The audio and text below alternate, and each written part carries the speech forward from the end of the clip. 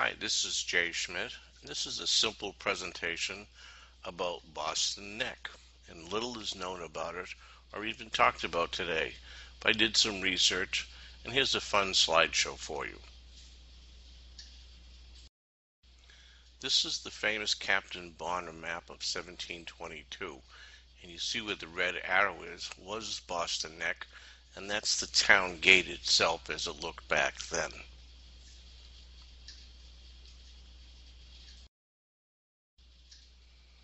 Now here's a brief history of the town gate.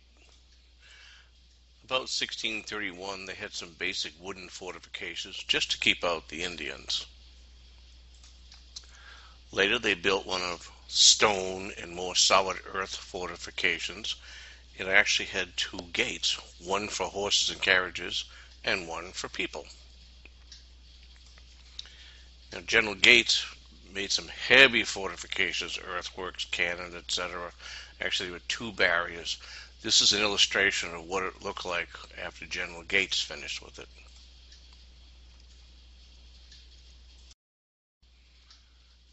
Now, here are some milestones. The original street was called Orange Street on all the older maps. After Washington had a visit following the Revolutionary War, it was called Washington Street, and today it's still called Washington Street. Well, the gate used to be locked to keep out undesirables at night, so if you came in late, too bad you couldn't get into the city of Boston. Since there was so much mud around the marshes, it was very difficult to just walk around the gate, and you certainly couldn't bring horses around there. It was only about 40 yards wide, not as wide as people thought. And up until about 1822, you could still see the remains of the old town gate. Now here's another map of colonial Boston, and you can see how narrow Boston Neck really was in comparison to the city. Today, all of this is filled in. Here's a later map from about the 20s, I think, showing the location of the gate as it appears in modern Boston. It's actually pointing to Dover Street, which today has been renamed East Berkeley Street, where the town gate once stood. This is an interesting map showing the details of General Gage's fortifications. The Boston Neck is actually at the top of the screen where the narrow part is, and he built major fortifications just outside of the original town gate.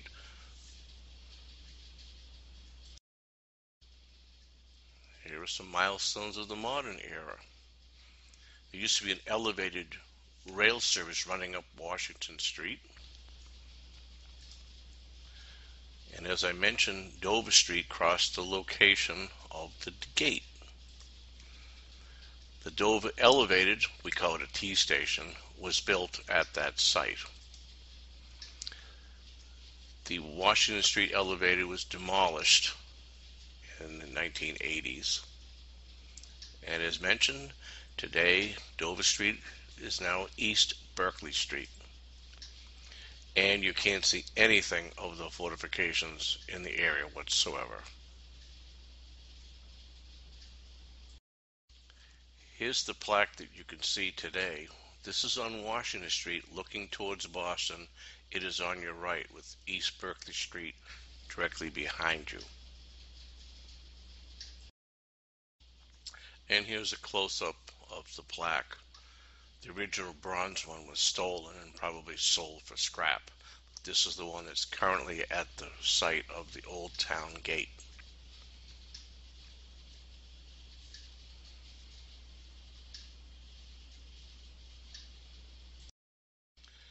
This is the old Dover Street elevated station, and that is Washington Street crossing from left to right. Boston is on the left. Here's a view from Dover Street, which is now East Berkeley Street, looking towards Boston. Boston would actually be on the right, and that would be Washington Street directly in front of you. Here's a nice view showing the size of the elevated station. This would be the outbound track going south on today's Washington Street. This is Washington Street today, looking north into the city. East Berkeley Street is crossing from right to left.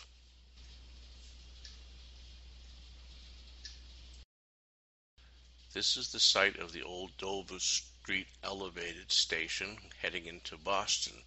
From left to right on your screen, Boston will be on the right. You're looking west towards Back Bay. You can see the John Hancock Tower. And we're standing on East Berkeley Street, which used to be Dover Street. Well, that concludes my brief presentation of Boston Neck and the Old Town Gate. I hope you learned something, enjoyed it, and had some fun.